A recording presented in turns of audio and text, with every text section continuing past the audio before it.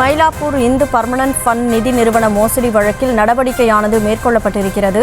தேவநாதன் உள்ளிட்டோரின் 280 கோடி ரூபாய் மதிப்பிலான சொத்துக்களை முடக்க இருக்கிறார்கள் அதிகாரிகள். அந்த அண்மை செய்தியை பார்க்கிறோம்.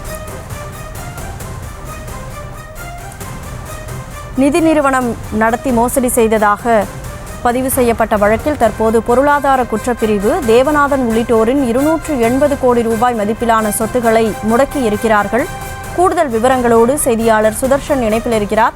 சுதர்ஷன், வணக்கம். முழு விவரம். வணக்கம். சென்னை பொருளாதார குற்றப்பிரிவுல சென்று பிரசாத் என்பவர் கொடுத்த புகாரின் அடிப்படையில வழக்கானது தேவநாதன் மீது பதிவு செய்யப்பட்டது.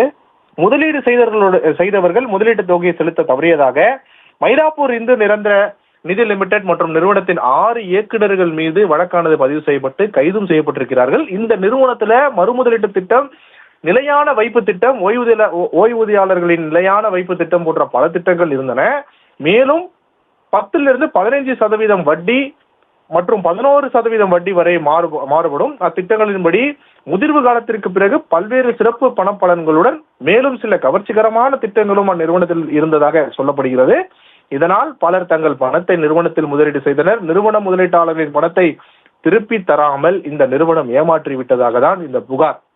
இந்த புகாரின் அடிப்படையில குற்றம் சாட்டப்பட்ட 6 நபர்களில் 5 நபர்கள், அதாவது முக்கியமான தேவநாத யாதவ், குணசீலன்,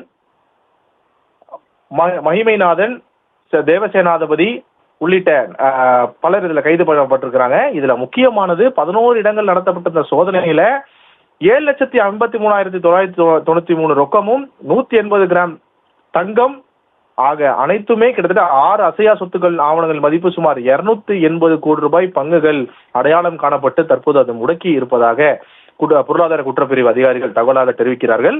தொடர்ந்து இந்த சொத்துக்கள் இடைமுடக்கம் செய்து பாதிக்கப்பட்ட முதலீட்டாளர்களுக்கு இழப்பீடு தொகை கிடைக்க விரைந்து நடவடிக்கையும் எடுக்கப்படும் அப்படின்னு சொல்லிட்டு அவர்கள் பிரஸ் தெரிவிக்கிறார்கள்.